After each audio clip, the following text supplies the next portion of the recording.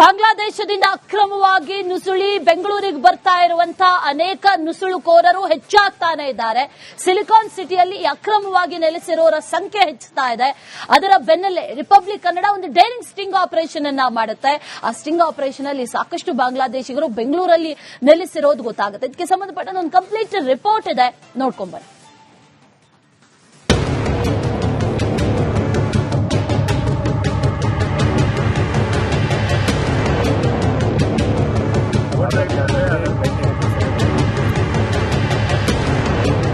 ಬಾಂಗ್ಲಾದೇಶದಲ್ಲಿ ಹಿಂದೂಗಳ ಮೇಲೆ ಅಟ್ಟಹಾಸವನ್ನ ಮೆರೆಯುತ್ತಿದ್ದಾರೆ. ಆದರೆ ಭಾರತಕ್ಕೆ ಅಕ್ರಮ ಬಾಂಗ್ಲಾದೇಶಿಗಳು ನುಸುಳಿ ಬರುವವರ ಸಂಖ್ಯೆ ಹೆಚ್ಚುತ್ತಾನೇ ಇದೆ. ಅಕ್ರಮ ವಲಸಿಗರ ವಿರುದ್ಧ ನಿಮ್ಮ ರಿಪಬ್ಲಿಕ್ ಕನ್ನಡ ಸಮರವನ್ನ ಸಾರಿದೆ. ಡೇರಿಂಗ್ ಸ್ಟಿಂಗ್ ಆಪರೇಷನ್ ಮಾಡಿ ಅಕ್ರಮ ಬಾಂಗ್ಲಾದೇಶಿಗಳ ಕರಾಳ ಮುಖವನ್ನ ಎಕ್ಸ್ಪೋಸ್ ಮಾಡಿದೆ.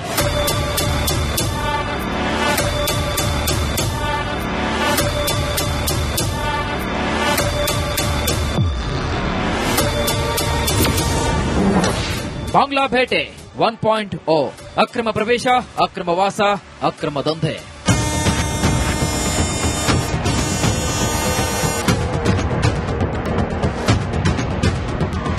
ಬೆಂಗಳೂರಿನ ಕನಕಪುರ ಮುಖ್ಯ ರಸ್ತೆ ಬಳಿಯೇ ಬಾಂಗ್ಲಾದೇಶಿಗಳು ಅಕ್ರಮವಾಗಿ ವಾಸ ಮಾಡುತ್ತಿದ್ದಾರೆ. ಕಳೆದ 2 ವರ್ಷಗಳಿಂದ ಬೆಂಗಳೂರಲ್ಲಿದ್ದಾರೆ. ಈ ಬಗ್ಗೆ ನಿಮ್ಮ ರಿಪಬ್ಲಿಕ್ ಕನ್ನಡ ನಡೆಸಿದಂತಹ ಡೇರಿಂಗ್ ಸ್ಟಿಂಗ್ ಆಪರೇಷನ್ ಅಲ್ಲಿ ನುಸುಳುಕೋರರ ಬಂಡವಾಳ ಬಯಲಾಗಿದೆ. ಬಾಂಗ್ಲಾದೇಶಿಗಳು ಭಾರತಕ್ಕೆ ನುಸುಳಿ ಬಂದಿದ್ದು ಹೇಗೆ? केवल 25,000 ಕೊಟ್ಟು बॉर्डर क्रॉस. बांग्ला से यहाँ पे पैदल आया, फ्लाइट में या ट्रेन में? कैसे आया आपने? ट्रेन से। वीसा पासपोर्ट है क्या? नहीं है। नहीं। कितना पैसा मंगाया एजेंट? 25,000 मतलब 20 और 5 20 और 5 25,000। हाँ। एक आदमी के लिए 25,000 एक आदमी के लिए। हाँ। और अभी कितना दिया आपने पैसा? मेरे को एक बार 60,000 लिया, दोबारा 25,000 लिया. ಬಾಂಗ್ಲಾ ಬೇಟೆ 2.0 ಮಾದನಾಯಕನಹಳ್ಳಿಯಲ್ಲಿ ಅಕ್ರಮ ಬಾಂಗ್ಲಾದೇಶಿಗಳು.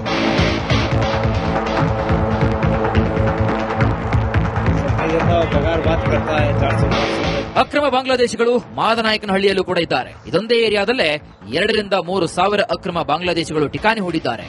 टेंट हाಕೊಂಡು ಜೀವನವನ್ನ ಮಾಡ್ತಿದ್ದಾರೆ. उधर से आते हो ना, इधर काम के लिए वो बुलाते हैं, पैसा देते हैं कि नहीं? पैसे हेल्थ चेकअप में सब देता है। हाँ, वो सब नहीं देता, वो पगार बात करता है, 400-500 में चला जाता है, काम करता है बस। हाँ। कितना लोग है इधर बांग्ला का? कम से कम तुमको ये पूरा सराउंडिंग में मादनाकनहल्ली का सराउंडिंग पूरा ढूंढ लिया तो तुमको 2-3 हजार लोग मिल जाता है। 2-3 हजार? उससे भी ज्यादा है। कैसे आता है भैया वो? आ जाता है, कॉन्ट्रैक्ट पे आ जाता है। अब मैं आ गया, मैं तो ले लेता हूँ उधर। अब मेरे को तो पैसा मिलता है अच्छा खासा.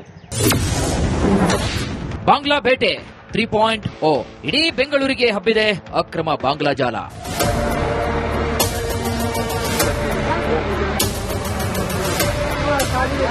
ಹುಲಿಮಂಗಲ ಪೋಡು ಗ್ರಾಮದಲ್ಲಿ ಬಾಂಗ್ಲಾದೇಶಿಗರು ವಾಸವಾಗಿದ್ದಾರೆ. ಢಾಕಾದಿಂದ ಬಂದಿರುವುದಾಗಿ ಒಪ್ಪಿಕೊಂಡಿದ್ದಾರೆ. ಬಾರ್ಡರ್ ಕ್ರಾಸ್ ಮಾಡಿಕೊಂಡು ಕೋಲ್ಕತ್ತಾ ಬಂದು ಅಲ್ಲಿಂದ ರೈಲಿನಲ್ಲಿ ಬೆಂಗಳೂರಿಗೆ ಬಂದಿದ್ದಾರೆ. इधर आने के लिए कितना दिया तुम्हें? मैं 10,000 रुपये दिया उधर. तुम्हें 10,000 दिया उसको? वो मैं बोला 10,000 दे. हाँ, वो भी दिया. बांग्लादेश से बॉर्डर क्रॉस करने के लिए 10,000 दिया. वही है ना? बांग्लादेश से तुम्हें तो मालूम नहीं, हमारा. मेरे को मालूम है, तुम्हें बोलना है ना, तुम्हें बोलो. ठीक है. हाँ, मैं बोलता हूँ 10,000 रुपया दिया था. ಬಾಂಗ್ಲಾ ಬೇಟೆ 4.0 ಆನೇಕಲ್ನಲ್ಲಿ ಪತ್ತೆಯಾಯಿತು ಮಿನಿ ಬಾಂಗ್ಲಾದೇಶ.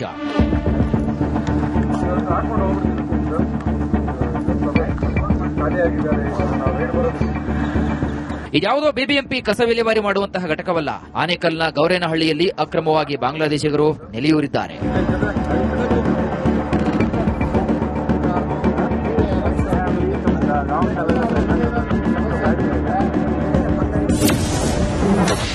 ಆಧಾರ್, ಜನನ ಪ್ರಮಾಣ ಪತ್ರ ಎಲ್ಲವೂ ಫೇಕ್.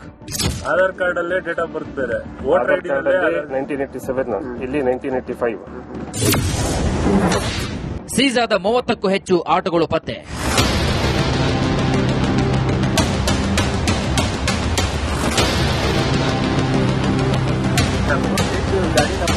ಅಕ್ರಮದ ಕೋಟೆಯಲ್ಲಿ ಸೀಸ್ ಆದಂತಹ 30ಕ್ಕೂ ಹೆಚ್ಚು ಆಟೋಗಳಿವೆ. ಈ ಡಕೋಟಾ ಆಟೋಗಳಿಗೆ ನಂಬರ್ ಪ್ಲೇಟ್ ಇಲ್ಲ, ಯಾವುದೇ ದಾಖಲೆಗಳಿಲ್ಲ, ಇನ್ಸೂರೆನ್ಸ್ ಇಲ್ಲವೇ ಇಲ್ಲ, ಫಿಟ್ನೆಸ್ ಸರ್ಟಿಫಿಕೇಟ್ ಅಂತೂ ಕೇಳಲೇಬೇಡಿ. ಏನೂ ಇಲ್ಲದ ಅಸ್ಥಿ ಪಂಜರದಂತಹ ಆಟೋಗಳಲ್ಲಿ ಓಡಾಡ್ತಾರೆ ಈ ಅಕ್ರಮ ನುಸುಳುಕೋರರು. ನಾನು ಆಟೋ ಡ್ರೈವರ್ ಆಗಿ ಒಂದು ಮಾತು ಹೇಳ್ತಾ ಇದ್ದೀನಿ. ಪ್ರತಿಯೊಂದು ಗಾಡಿ ಬಗ್ಗೆ ನೀವು ಇನ್ಫಾರ್ಮ್ ಹಾಕಿಲ್ಲ, RTO ಡಾಕ್ಯುಮೆಂಟ್ಸ್ ಇಲ್ಲ, ಮತ್ತೆ RC ಇಲ್ಲ, ಇದಿಲ್ಲ ಅಂತ ಎಲ್ಲಾನು ರೋಡಿಗೆ ಇಳಿದು ಇದು ಮಾಡ್ತಾ ಇದ್ದೀರಾ. ಯೂನಿಫಾರ್ಮ್ ಇಲ್ಲ, ಮತ್ತೆ RTO ಇದಿಲ್ಲ, ಇದು RC ಇಲ್ಲ, ಮತ್ತೆ ಡಾಕ್ಯುಮೆಂಟ್ಸ್ ಇಲ್ಲ, ಬ್ಯಾಡ್ಜ್ ಇಲ್ಲ ಅಂತ ಇದೆಲ್ಲ ತನಿಖೆ ಮಾಡ್ತಾ ಇದ್ರಲ್ವಾ. ಇವತ್ತು ಬಾಂಗ್ಲಾದೇಶ ಬಂದಂತ ವಲಸಿಗಾರರು ಇಲ್ಲಿ ಹತ್ತತ್ರ ಒಂದು 30 ಗಾಡಿಗಳಿದಾವೆ, ಒಂದಲ್ಲ ಎರಡಲ್ಲ 30 ಗಾಡಿ. ಯಾವುದೇ ಗಾಡಿಗೂ ಡಾಕ್ಯುಮೆಂಟ್ಸ್ ಇಲ್ಲ, ಯಾವುದೇ ಗಾಡಿಗೆ ಇನ್ಸೂರೆನ್ಸ್ ಇಲ್ಲ, ಯಾವುದೇ ಗಾಡಿಗೆ FC ಇಲ್ಲ. ಇದನ್ನ ಯಾವ ರೀತಿಯಲ್ಲಿ ನೀವು ರೋಡಿಗೆ ಬಿಡ್ತಾ ಇದೀರ ಅಂತ ಅರ್ಥ ಆಗ್ತಾ ಇಲ್ಲ. ಪ್ರತಿಯೊಂದು ಡ್ರೈವರ್ಗಳಿಗೂ ವಿಪರೀತವಾಗಿ ಚೆಕಿಂಗ್ ಮಾಡ್ತಾ ಇದ್ದೀರಾ, ವಿಪರೀತವಾಗಿ ಎಲ್ಲಾ ಡಾಕ್ಯುಮೆಂಟ್ಸ್ ಪರ್ಫೆಕ್ಟ್ ಆಗಿರ್ಬೇಕು ಅಂತ ಹೇಳ್ತಾ ಇದ್ದಾರೆ. ಪರ್ಫೆಕ್ಟ್ ಆಗಿ ಓಡಿಸ್ತಾ ಇದ್ರೂ ನೀವು ಇದು ಮಾಡ್ತಾ ಇದೀರಾ. ಇಲ್ಲಿ ನೋಡಿದ್ರೆ 30 ಗಾಡಿಗಳು, ಯಾವುದೇ ಡಾಕ್ಯುಮೆಂಟ್ಸ್ ಇಲ್ಲ, ಏನಿಲ್ಲ. ಇದು ಯಾವ ಮಟ್ಟಕ್ಕೆ ನೀವು ತನಿಖೆ ಮಾಡ್ತಾ ಇದೀರಾ ಅಂತ ನಾವು RTO ಡಿಪಾರ್ಟ್ಮೆಂಟ್ಗೆ ನಾನು ನೇರವಾಗಿ ಕೇಳ್ತಾ ಇದ್ದೀನಿ.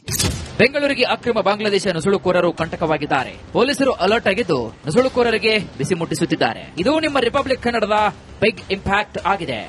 Bureau report, republic Kannada. ತಿನ್ನೋದು ಕರ್ನಾಟಕದ ಅನ್ನ, ಕುಡಿಯೋದು ಕರ್ನಾಟಕದ ನೀರು. ಆದ್ರೆ ದೇಶ ಪ್ರೇಮ ಮಾತ್ರ ಬಾಂಗ್ಲಾದ ಮೇಲೆ. ಈ ಬಾಂಗ್ಲಾ ಪರವಾಗಿ ಘೋಷಣೆಯನ್ನ ಕೂಗಿ ಜೈ ಬಾಂಗ್ಲಾ ಅಂತ ಹೇಳಿದಂತ ದುರಂಕಾರದ ಲೇಡಿ ಅರೆಸ್ಟ್ ಆಗಿದ್ದಾಳೆ. ರಿಪಬ್ಲಿಕ್ ಕನ್ನಡದ ವರದಿಯ ಬೆನ್ನಲ್ಲೇ ಪೊಲೀಸರು ಆಕೆಯನ್ನ ಅರೆಸ್ಟ್ ಮಾಡಿದ್ದಾರೆ. ಇದಕ್ಕೆ ಸಂಬಂಧಪಟ್ಟಂತೆ ಡೀಟೇಲ್ಸ್ ನಿಮ್ಮ ಮುಂದೆ. जेसीबी वाला भारत माता की बोलो, भारत माता की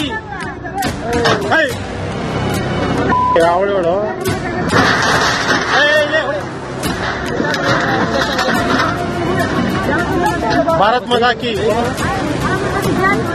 क्यों जय बांग्ला बोल रहे हैं? जय भारत माता की, आप बोलो भारत माता की. ನೋಡಿ ಈ ಮಹಿಳೆಯ ದುರಹಂಕಾರವನ್ನ. ಇರೋದು ಕರ್ನಾಟಕದಲ್ಲಿ. ತಿನ್ನೋಕೆ ಕರುನಾಡ ಅನ್ನ ಬೇಕು, ಕುಡಿಯೋಕೆ ಕಾವೇರಿ ನೀರು ಬೇಕು. ಆದ್ರೆ ಕರ್ನಾಟಕ ಹಾಗೂ ಭಾರತದ ಮೇಲೆ ಕಿಂಚಿತ್ತು ಪ್ರೀತಿ ಇಲ್ಲ, ಕೃತಜ್ಞತಾ ಮನೋಭಾವವಂತೂ ಮೊದಲೇ ಇಲ್ಲ. ಭಾರತದ ನೆಲದಲ್ಲಿದ್ರೂ ಬಾಂಗ್ಲಾದೇಶದ ಪರ ಪ್ರೇಮ. ಕ್ಯಾಮರಾ ಮುಂದೆ ಜೈ ಬಾಂಗ್ಲಾ ಎಂದು ಉದ್ಧಟತನ. भारत माता की बोलो, भारत माता की,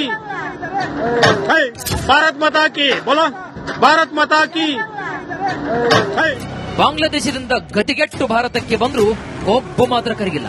ಭಾರತ್ ಮಾತಾ ಕಿ ಜೈ ಅಂದ್ರೆ ಇವರಿಗೆ ಮೈಯೆಲ್ಲ ಉರಿ. ಭಾರತ್ ಮಾತಾ ಕಿ ಜೈ ಅಂದ್ರೆ ಜೈ ಬಾಂಗ್ಲಾ ಅಂತ ಹೇಳಿರುವ ಈ ದುರಹಂಕಾರಿ ಮಹಿಳೆ ಇರೋದು ಬೆಂಗಳೂರಿನ ಎಲೆಕ್ಟ್ರಾನಿಕ್ ಸಿಟಿಯ ಬೋಡು ಗ್ರಾಮದಲ್ಲಿ.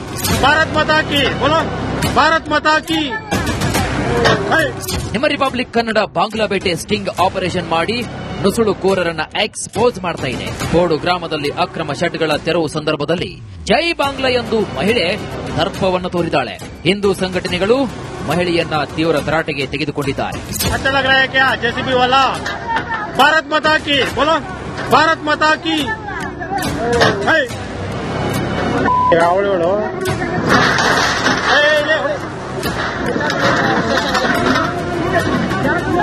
भारत माता की क्यों जय बांग्ला बोल रहे हैं? जय भारत माता की, आप बोलो भारत माता की. ಬಾಂಗ್ಲಾದೇಶ ಪರ ಘೋಷಣೆ ಕೂಗಿದ್ದವಳು ಅರೆಸ್ಟ್. ರಿಪಬ್ಲಿಕ್ ವರದಿ ಬೆನ್ನಲ್ಲೇ ಮಹಿಳೆ ಬಂಧನ. ಕ್ಯಾಮೆರಾ ಮುಂದೆಯೇ ಜೈ ಬಾಂಗ್ಲಾ ಅಂತ ಉದ್ದಟತನ ಮಾಡಿದ್ದ ಮಹಿಳೆ ಇದೀಗ ಪೊಲೀಸರ ಅತಿಥಿಯಾಗಿದ್ದಾಳೆ. ರಿಪಬ್ಲಿಕ್ ಕನ್ನಡ ವರದಿ ಬಳಿಕ ಹೆಪ್ಪಗೋಡಿ ಪೊಲೀಸರು ಬಾಂಗ್ಲಾದೇಶಿ ಮಹಿಳೆಯನ್ನ ಬಂಧಿಸಿದ್ದಾರೆ. भारत माता की बोलो, भारत माता की.